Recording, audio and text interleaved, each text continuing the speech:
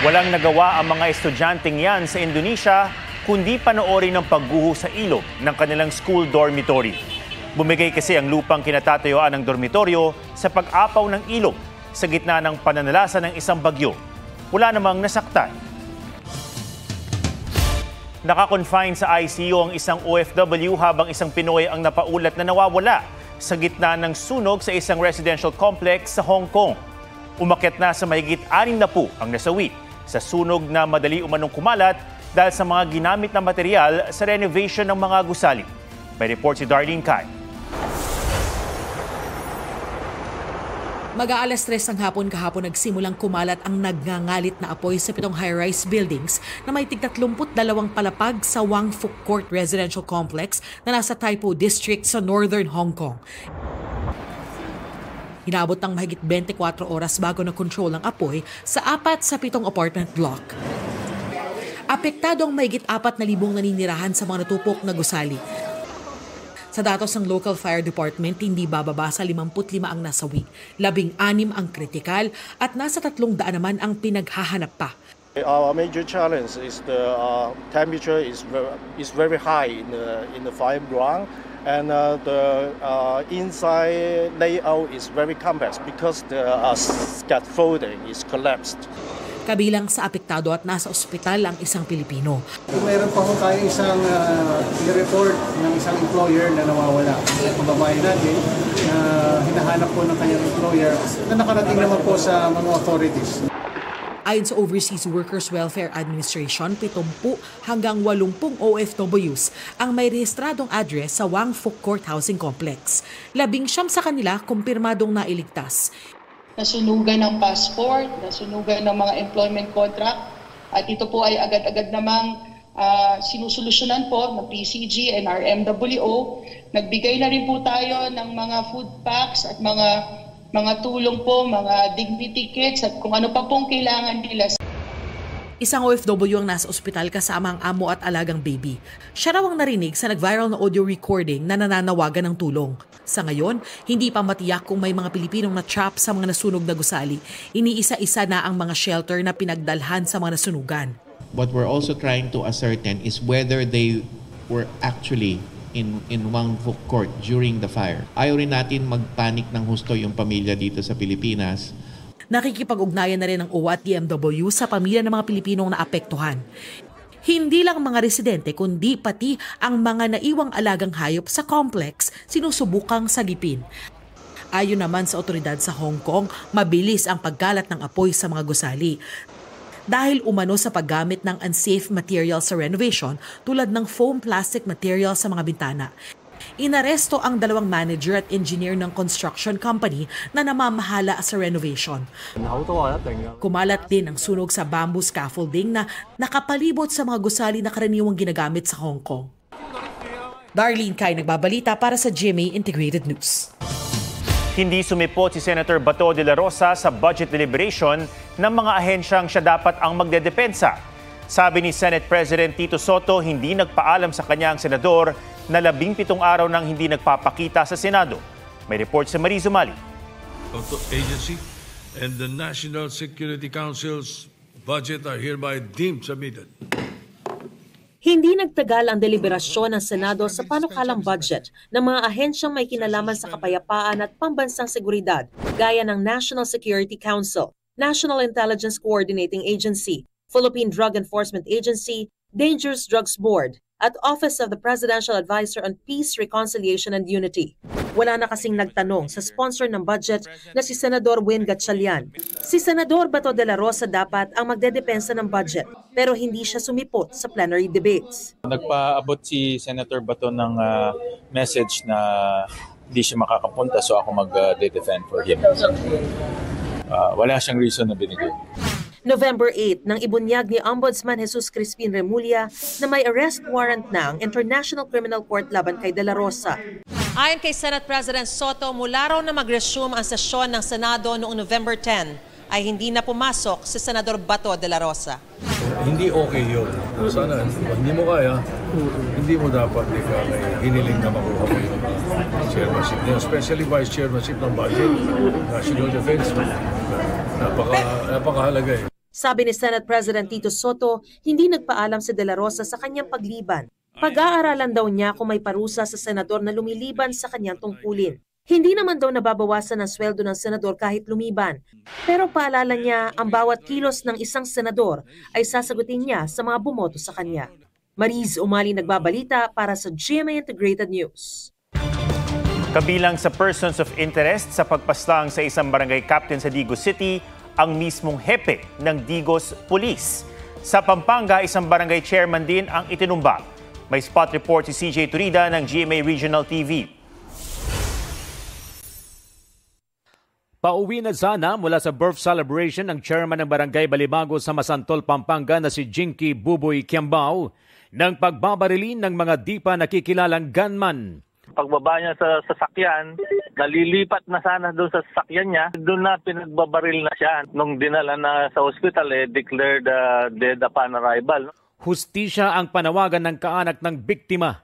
Patuloy na tinutugis ang mga salarin habang inaalam ang posibleng motibo sa krimen. Isang bagong ebidensya naman ang hawak ng pulisya kaugnay ng pagpaslang sa kapitan ng Barangay 3 de Mayo sa Digos, Davao del Sur na si Oscar Dodong Bukol Jr. Tabak! Tabak! Nakuhanan ng CCTV ang sasakyan na ginamit umano ng mga sospek, pati ang pagliko ng sasakyan sa kanto papunta sa bahay ng kapitan. Sabi ng Davao del Sur Provincial Police, posibleng persons of interest ang mga individual na dati nang nabanggit ni Cap sa kanyang social media post. Kabilang sa kanila ang hepe ng Digos City Police Station na si Police Lieutenant Colonel Peter Glenn Ipong. Nagkaalitan ng biktima si Ipong sa live stream. Sinibak na siya sa pwesto para di maka-impluwensya sa investigasyon. Isinailalim na siya at iba pang pulis sa paraffin test. Pati yung lahat ng intel operatives at saka yung security escort niya, pati yung driver niya. So, all in all, 21 sila lahat na nag-undergo ng paraffin test. Humiling naman ng parallel investigation ang pamilya ng biktima sa NBI. CJ Torida ng GMA Regional TV, nagbabalita para sa GMA Integrated News.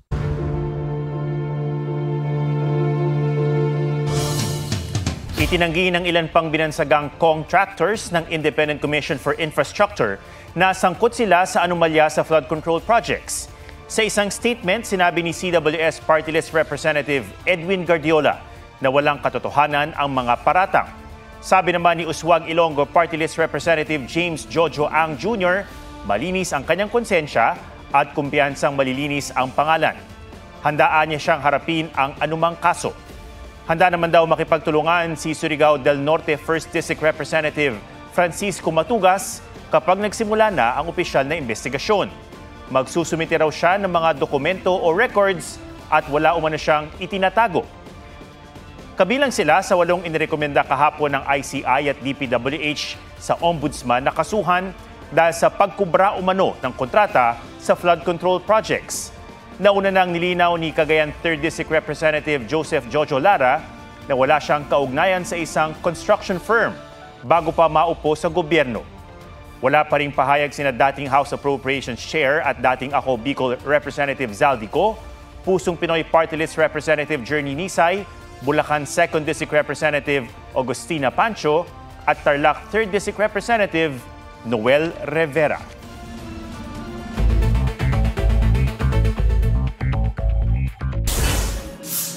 Mga ipinasarang litsunan sa La Loma, Quezon City, idineklara ng ASF free. Sa ngayon, 3 sa 14 na establishmento pa lang ang pinayagang magbukas matapos makapagsumite ng requirements.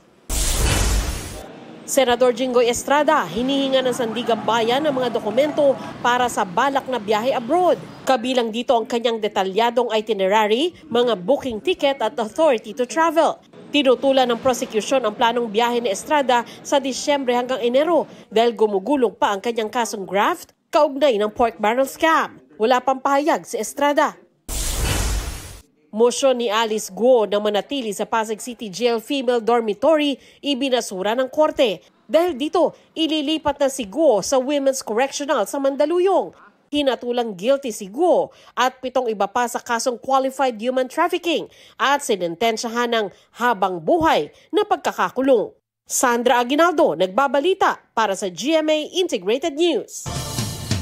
Inireklamo sa ombudsman ng isang dating alkalde, isang dating mambabatas at ilang taga DPWH kaugnay sa dalawang flood control project sa Pangasinan na hindi umano mapakinabangan. May report si Joseph Moro. Makikita ninyo ang project ng DPWH dito sa Barangay Santo Tomas, San Jacinto. Bagong gawa lang ito, 2024. Ganito na umano ang itsura ng Riverbank Protection Project ng DPWH sa San Jacinto, Pangasinan matapos manalasa ang mga bagyong Krising at Emong noong Hulyo. Nagkakahalaga ng mahigit 40 million pesos. Pero tignan ninyo kung anong nangyari. Hindi pa napakapakinabangan, nawas out na. Nire-repair ngayon. Salukuyan ngayon na, nire-repair. Ng mga trabador ng kontratistang gumawa. Kuha naman ng videong ito sa Sitio Dalumat sa Barangay Santo Tomas. Walang simento, walang bato, walang bato lang, walang bakal. Yan ang mga isinumiting ebidensya ni Jaime Aquino sa Ombudsman para sa inihaing reklamong plunder, malversation of public funds, grave misconduct, gross neglect of duty at dishonesty laban kina dating Pangasinan 4th District Representative Christopher De Venecia, Sual Mayor Liseldo Calugay at asawa niyang si Garly. Sabit din sa asunto ang ilang opisyal ng DPWH Region 1, DPWH Pangasinan 2nd Engineering District at mga kontraktor ng mga proyekto. Ayon kay Aquino, nagsabuatan sila para maka-kickback sa mga proyekto sa San Jacinto na aabot sa 286 million pesos. Ang una kasi ang may-ari talaga si Liseldo Calugay. Siya talagang may-ari ng construction firm. Ngayon, nung nag-asawa na siya kay Garle, ay siyempre siya na ang nagmamaneho ngayon. According to the residents, palagi nilang nakikita siya doon na nagsusupervise sa mga trabador niya sa lugar. Kilalang kilala si Mayor Calugay dahil na-TV na siya noon, di ba? Dati nang humarap sa Senate hearing tungkol sa mga pogo si Mayor Calugay dahil sa ugnayan niya umano kay dating Bamban Mayor Alice Guo. Sinusubukan pa naming makuha ang panig ng mga inireklamo. I-evaluate ng ombudsman ang reklamo habang sumulat naman ang complainant sa Independent Commission for Infrastructure na imbestigahan din ng mga proyekto. Ang iba namang kongresista na iniugnay sa mga ghost project humarap sa ICI. Humiling ng executive session sina Quezon City 6th District Representative Maria Victoria Copilar at Quezon City 5th District Representative Patrick Michael Vargas na kasama sa mga idinawit na mag-asawang Curly at Sara Diskaya na humingi ng kickback mula sa mga proyekto. Sa kanyang social media, sinabi ni Copilar na walang ghost project sa kanyang distrito. Si Vargas naman sinabi sa isang pahayag na ipinakita niya sa ICI ang mga dokumento at iba pang patunay na wala umanong Diskaya projects o ghost projects sa kanyang distrito. Naghain naman ng not guilty plea sa Sandigan Bayan ng 8 ikinulong kaugnay sa 289 million peso flood control project sa Nawan Oriental, Mindoro na natuklasang substandard. Para pa lang yan sa kaso nilang graft. Hindi nila kasama ang kapwa-akusadong si DPWH Maintenance Division Chief Juliet Calvo na muling inaresto kahapon dahil ayon sa kanyang abogado, walang produce order mula sa korte. Sa December 2 ang arraignment para sa kaso nilang malversation nakaugnay pa rin sa substandard flood control project sa Oriental, Mindoro. Kinasuhan naman ng tax evasion ng Bureau of Internal Revenue ang ilang opisyal ng dalawang construction companies na sangkot sa maanumalyang flood control project sa Bulacan. Nagdeklara kasi sila ng construction cost kahit di na itayo ang mga proyekto. Joseph Morong nagbabalita para sa GMA Integrated News. Fourth runner-up si Miss International 2025, ang pambato ng Pilipinas na si Mirna Esguera. Ipinamalas ng beauty queen mula Abra ang husay at galing mula sa swimsuit, evening gown, pati na sa question and answer portion. Kinoronahan namang Miss International 2025 si Miss Colombia.